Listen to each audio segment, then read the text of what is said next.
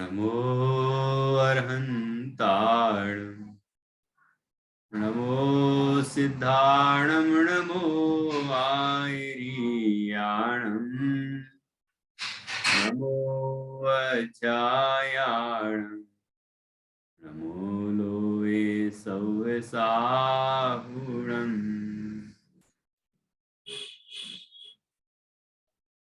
मंगलम भगवान वीरो, मंगलम गौतमो गणी, मंगलम कुंद कुंदाद्यो, जैन धर्मोस्तु मंगलम।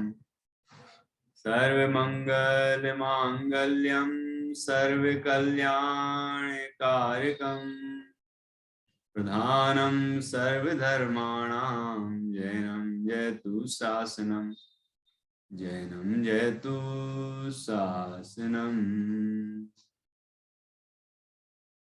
इंद सदवंदयाणं, तिहुवणहिद मधुर विशद वक्ताणं, अन्तातीत गुणाणं, मुजिणाणं जिद भवाणम्।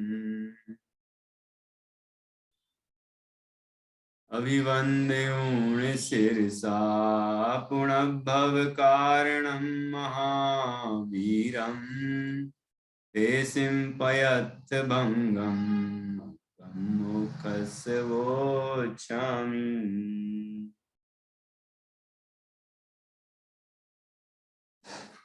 आचार्य श्री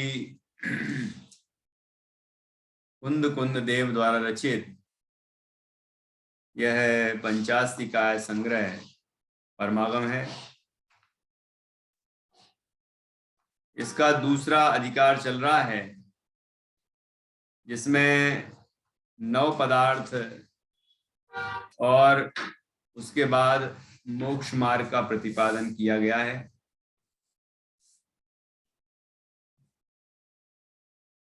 यहाँ हम 9 पदार्थों में जीव, अजीव, पुण्य, पुण्य पाप, आश्रव, संवर और निर्जरा,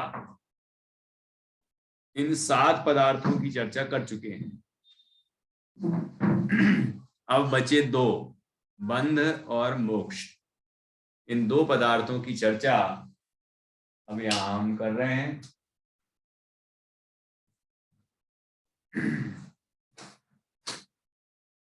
तो जो इसके पहले निर्जरा पदार्थ की चर्चा आई, उसमें बहुत महत्वपूर्ण विषय निकला। सबसे पहले तो संवर पूर्वक निर्जरा होती है मोक्ष मार्ग में, वही कार्यकारी होती है। और दूसरी बात, उस निर्जरा का जो मुख्य कारण होता है वह निज शुद्धात्म तत्व का ध्यान ही है। निशुद्धात्मा के ध्यान से संवर पूर्वक निर्जरा होती है। पूर्वबद्ध कर्म फिरने लग जाते हैं, नए नहीं बनते हैं। और जो शुद्धात्मा का जो ध्यान है वह शुद्धोपयोग रूप होता है। तो शुद्धोपयोग से निर्जरा होती है, और शुद्धोपयोग में निमित्त होते हैं तप, अंतरंग और बहिरंग सब तरह के तप, वह उसमें निमित्त होते हैं। और स्वरूप ध्यान द्वारा कर्मों का जो रस है वह नीरस हो जाता है, और वो खिरने लग जाते हैं। पूर्व में बंधे हुए कर्म, भले उनकी स्थिति बहुत ज्यादा थी, कम हो जाती है। अनुभाग, सामर्थ्य, फल देने की क्षमता, जिसको हम रस कहा है यहाँ, वह हीन हो जाता है, नीरस हो जाता है, और कर्म परमाणु खिर जाते हैं और वो कुछ फल नहीं देते हैं। और इस तरह कर्म झड़ते जाते हैं। नया ना आए और पुराना खिर जाए तो मोक्ष होता है। ये बात यहाँ कही। इसमें ध्यान को निर्जरा का मुख्य कारण कहा, तो ध्यान का जो मुख्य कारण है वह स्वाध्याय है, और स्वाध्याय में जो मुख्य बात है वह है निज स्वरूप का अनुभव, निज स्वरूप का निर्णय करके उसका अनुभव करना। क्योंकि यहाँ पर एक बहुत सुंदर गाथा आई पाहुड़ दोहा से कि शास्त्रों का अंत नहीं है और जीवन थोड़ा है, बुद्धि भी हीन है। ऐसी स्थिति में हमें वही सीख लेना चाहिए, वही शिक्षा ग्रहण करना चाहिए जिससे हमारे जन्म मरण का अभाव हो जाए।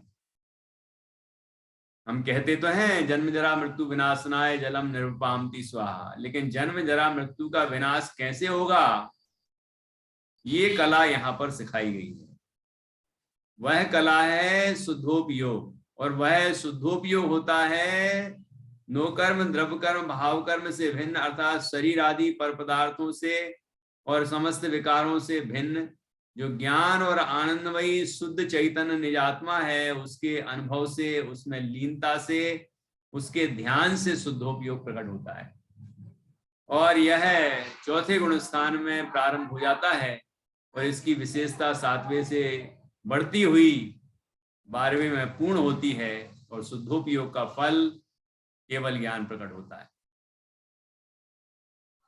तो ऐसी सुंदर चर्चा यहाँ पर की गई है। अब हम आगे बढ़ेंगे, जिसमें अगला जो पदार्थ है जिसका नाम है बंध पदार्थ, उसकी चर्चा करेंगे। 147 नंबर की गाथा है, 147, 148 और 149, इन 3 गाथाओं में बंध पदार्थ का व्याख्यान किया गया है। अब देखते हैं यहाँ पर बंध पदार्थ का क्या स्वरूप बताया है और किस तरह जीव बंधन से मुक्त हो सकता है, उसका उपाय बताया है। बहुत सुंदर चर्चा है यहाँ। तो 147 नंबर की गाथा है।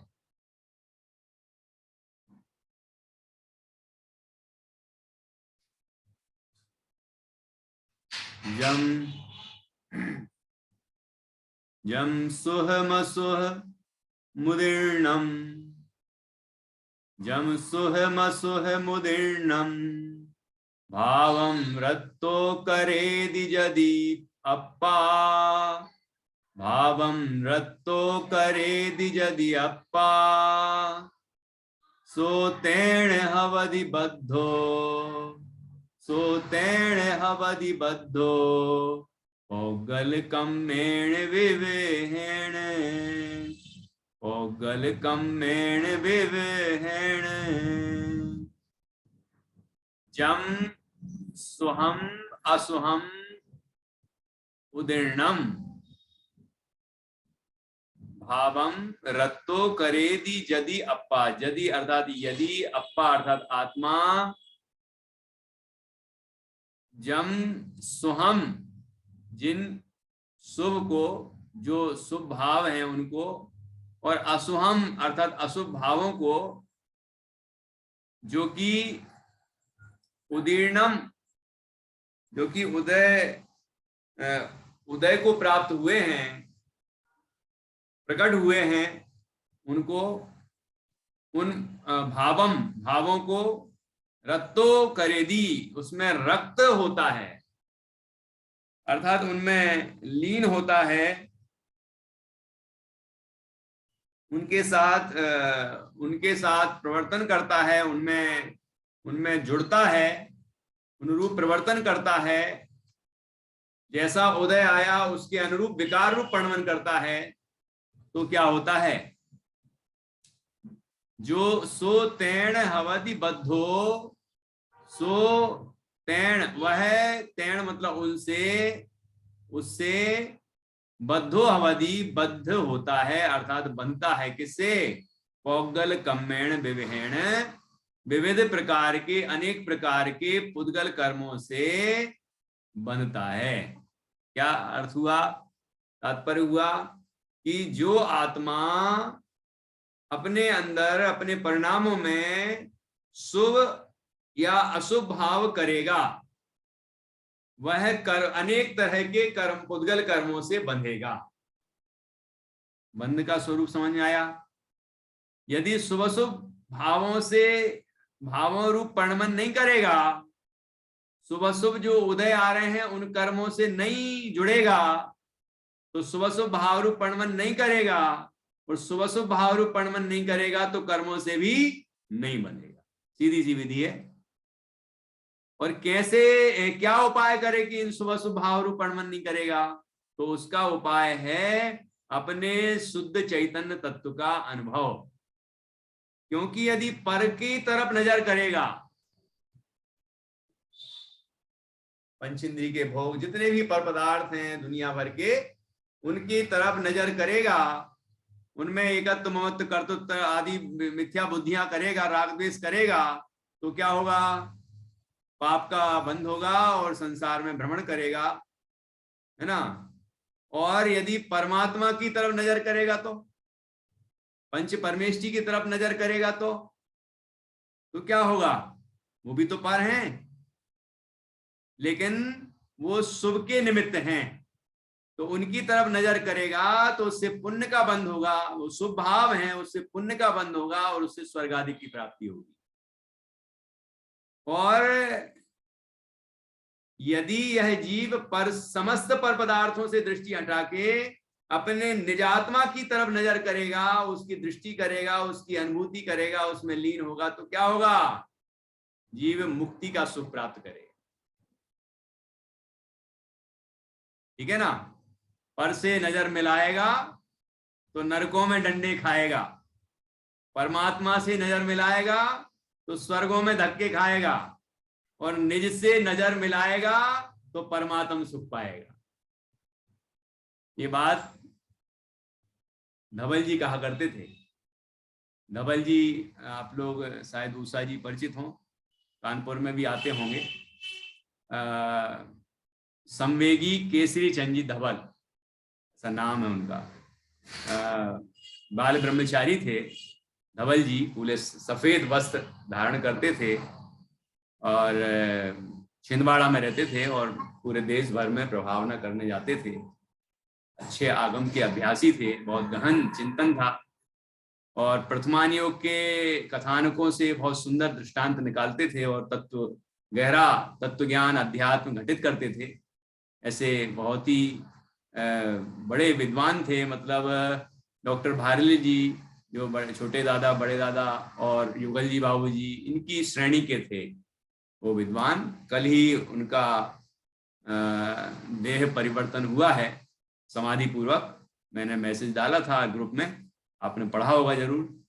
तो अब कल से ही उनके संस्मरण बार बार याद आते हैं। उनसे बहुत बहुत सीखा है। 2001 में परिचय हुआ, 1 महीना साथ में रहे, तो बहुत अच्छा वात्सल्य भी था। आगम में कोई भी बात पूछना हो तो तत्काल शास्त्र में दिखाते थे कि ये देखो यहाँ बात आई है, ये बात यहाँ है, तो उससे आगम की दृढ़ता आती है। धर्म और संस्कृति बहुत गहन चिंतन था उनका। ऐसे विद्वान हमारे बीच नहीं रहे, उनके प्रति हम कक्षा का अंतराल है, उनकी याद आ गई, तो उनको हम विनम्र श्रद्धांजलि भी समर्पित करते हैं। तो ये बात मैंने करीब 20-22 साल पहले सुनी थी, जो मैंने अभी अभी कहा कि पर से नजर मिलाएगा तो नरकों में डंडे खाएगा। यहाँ अभिप्राय है अशुभ में निमित्त जो पर हैं उनसे नजर मिलाएगा, और परमात्मा से नजर मिलाएगा मतलब पंच परमेष्टि परमात्मा, उनकी भक्ति करेगा, उनकी तरफ दृष्टि रखेगा, है ना, उनसे अनुराग रखेगा। तो पाप से बचने के लिए तो करना ही है, परमात्मा से नजर मिलाना ही है। लेकिन परमात्मा से नजर मिलाएगा तो पुण्य बनेगा और उससे स्वर्गों में जाएगा। और स्वर्गों में क्या मिलता है? धक्के ही तो मिलते हैं, भले कितनी आयु हो, लेकिन अंततः तो वहां से नीचे गिरना ही पड़ता है ना, ठीक है ना। तो फिर क्या करें, किससे नजर मिलाएं कि जीव धक्के खाना बंद कर दे और नरकों में डंडे भी ना खाना पड़े। तो किससे नजर मिलाएं कि निज शुद्धात्मा की अनुभूति करें, निज से नजर मिलाए तो परमात्मा का सुख प्राप्त हो, परमात्मा बन जाएगा। ये ऐसी बड़ी सुंदर चर्चा है। देखिए यहाँ 147 नंबर की गाथा चल रही है, इसमें बहुत सुंदर ये चर्चा की है। अब हम इसका अन्वयार्थ पढ़ेंगे। अन्वयार्थ, यदि आत्मा रक्त वर्तता हुआ उदित शुभ या अशुभ भाव को करता है, तो वह आत्मा उस भाव द्वारा अर्थात उस भाव के निमित्त से विविध पुद्गल कर्मों से बद्ध होता है। ठीक है, क्या कहा, यदि आत्मा रक्त वर्तता हुआ, रक्त अर्थात राग रूप, विकार रूप, राग में कोई भी विकार हो, ठीक है ना, कोई विकार रूप यदि परिणमन करता है तो उदित शुभ या अशुभ भाव को करता है। तो वो जो भाव उदित हुए, जीव के परिणाम जो उत्पन्न हुए हैं, उनका वह अशुद्ध निश्चय से करता है, और उसमें निमित्त जो पुद्गल कर्म है उनका व्यवहार नए से करता कहा गया है। ठीक है, तो यहाँ पर जी कह रहे हैं कि आचार्य कहते हैं कि शुभ अशुभ भाव को करता है, तो वह आत्मा उस भाव द्वारा अर्थात उस भाव के निमित्त से, अपने शुभ अशुभ भावों के निमित्त से विविध पुद्गल कर्मों से बद्ध होता है। देखिए, पुद्गल को पक्षपात नहीं होता, इष्टोपदेश में कहा है।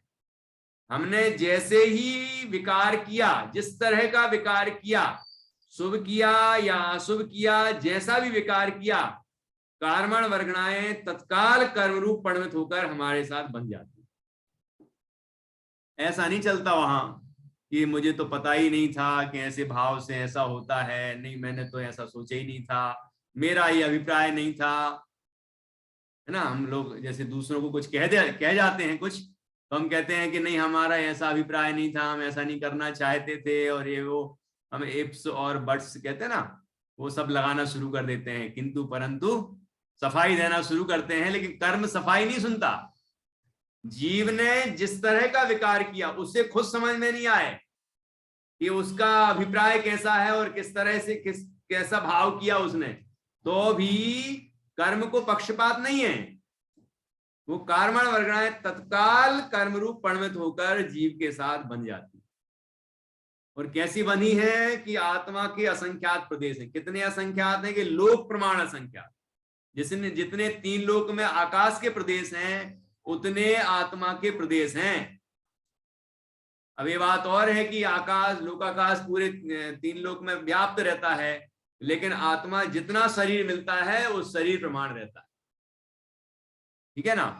तो लेकिन प्रदेश तो उतने ही रहते हैं। तो एक प्रदेश पर अनंत कर्म परमाणु, दूसरे पर भी अनंत, तीसरे पर भी अनंत, ऐसे अनंत अनंत अनंत कर्म परमाणु। आप सोचिए कि पूरे आत्मा में इतने एक एक प्रदेश पर वो कर्म परमाणु बंधे हुए हैं, जीव के साथ एक क्षेत्रावार संबंध स्थापित किए हुए हैं, और उनका जब उदय आता है तो जीव उन उदयों में अटक जाता है, रक्त हो जाता है, और विकार भाव रूप परिणमन करता है, शुभ अशुभ परिणाम पैदा होते हैं, तो जीव को नए कर्मों का बंध होता है, आश्रय बंध होता है।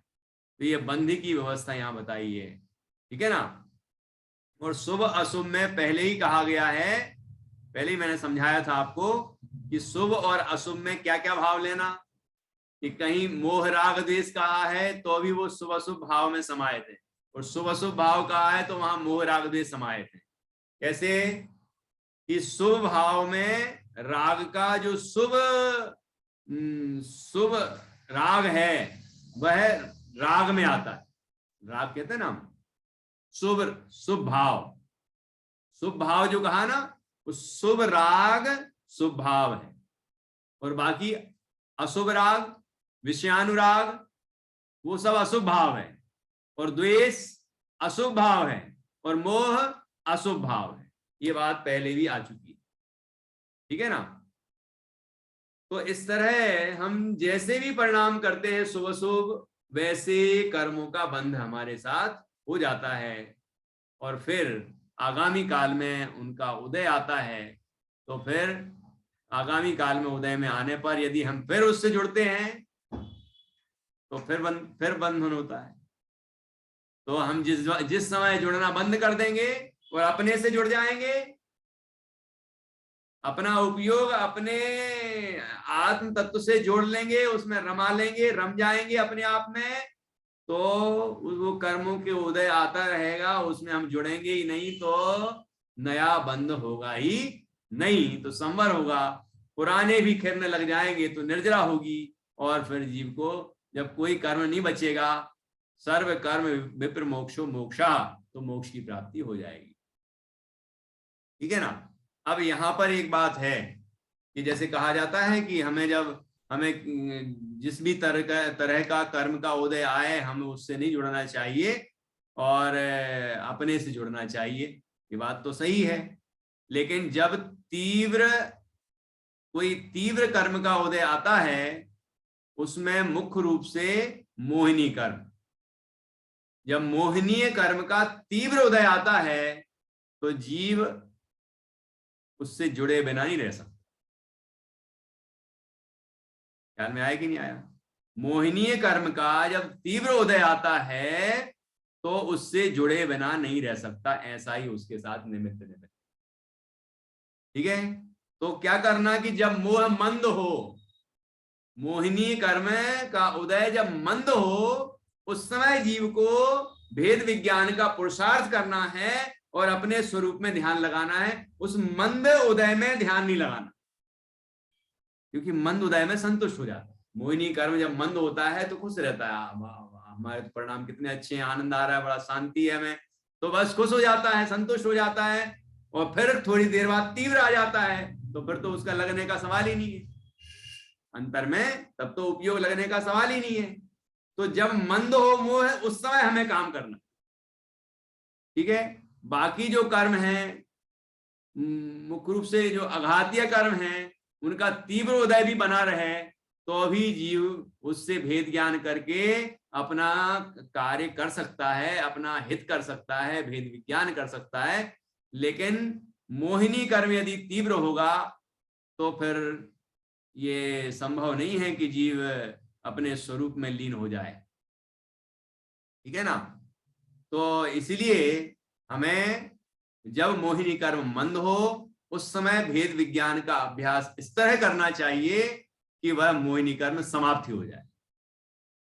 और मोहिनी कर्म यदि समाप्त हो गया तो बाकी कर्म ज्यादा देर रहेंगे ही नहीं। देखो कैसे होता है, मोहिनी कर्म सबसे पहले जाता है, पता है आपको, चौथे गुण स्थान में दर्शन मोहिनी चला गया, और अनंतानुबंधी भी, चारित्र मोहिनी में से अनंतानुबंधी भी चली गई। उसके बाद पांचवें गुण स्थान में अप्रत्याख्याना बन गया है। छठवें सातवें गुण स्थानवर्ती जो मुनराज हैं उनके प्रत्याख्यान वर्ण भी गया और संज्वलन बची।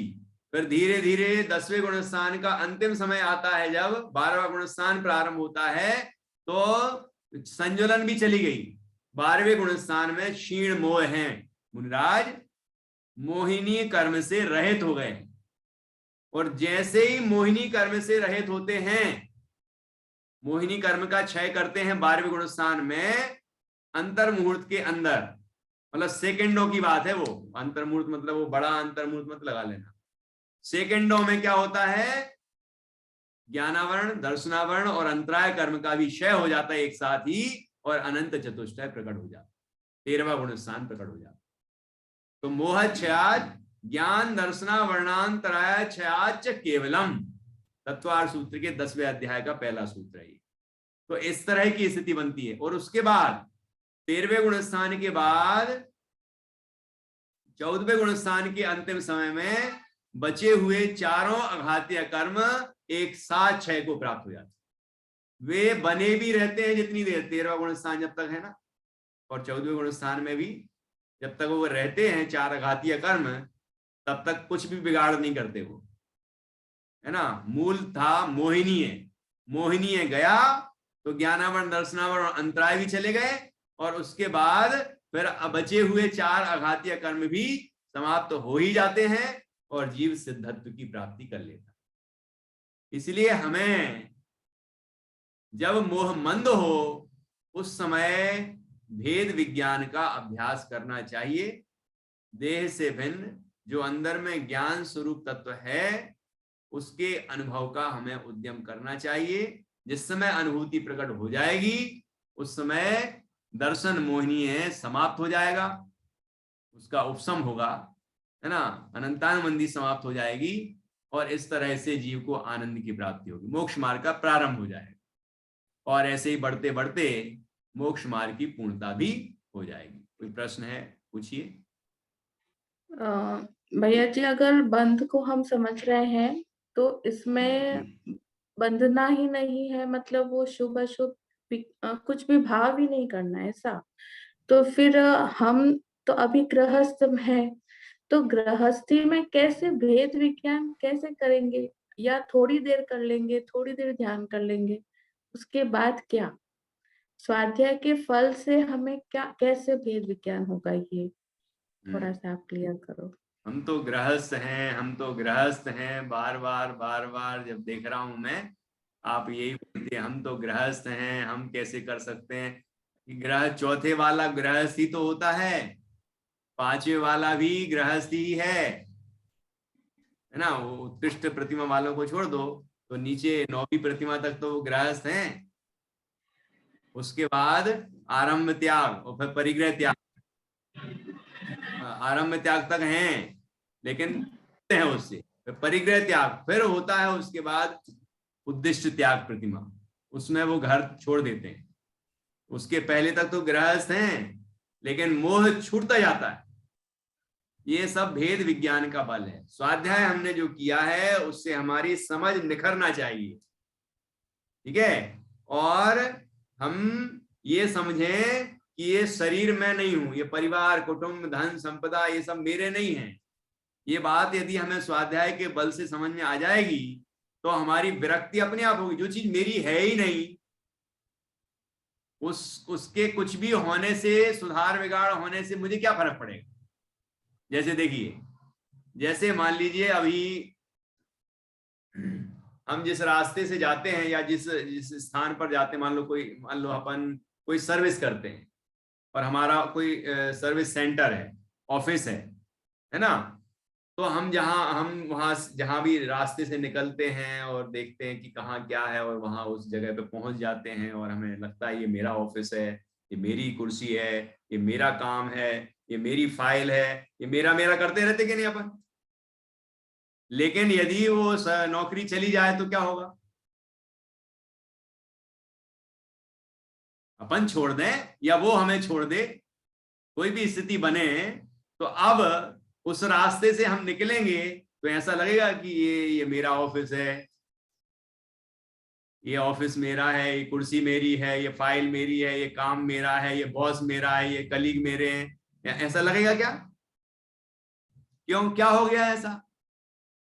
मोह टूट गया, उसमें अपनापन छूट गया। देखो इतने से इतना सब है, सब कुछ, लेकिन अपनापन छूट गया। अभी तक मिलते थे, बॉस मिलते थे, हम उनको नमस्कार करते थे, सम्मान करते थे, सब कुछ करते थे, लेकिन अब मिले तो अब कहीं कहीं पार्टी में, शादी में, या कहीं कोई बाजार में कहीं मिल जाए तो क्या करेंगे अपन? ये बॉस है हमारा, ये आज्ञा देगा हमें, इसके आगे पीछे रहे तो ये कह देगा कि ये सब्जी हमारे थैले में डलवा दो जरा, पैसे तुम ही दे देना। ऐसा करने देंगे क्या हम? कहने का तात्पर्य समझ रहे हैं ना कि नहीं? ये क्या टूटा, क्या था अंदर? कि मोह था, अपनापन था, और जैसे ही अपनापन दूर हुआ, गृहस्थ ही हैं, वेशभूषा हमारी वही है, वही बाजार जाते हैं, वही रास्ते से जाते हैं, लेकिन उस ऑफिस से हमारा अब कोई संबंध नहीं रहा, अब हम किसी और ऑफिस जाते हैं।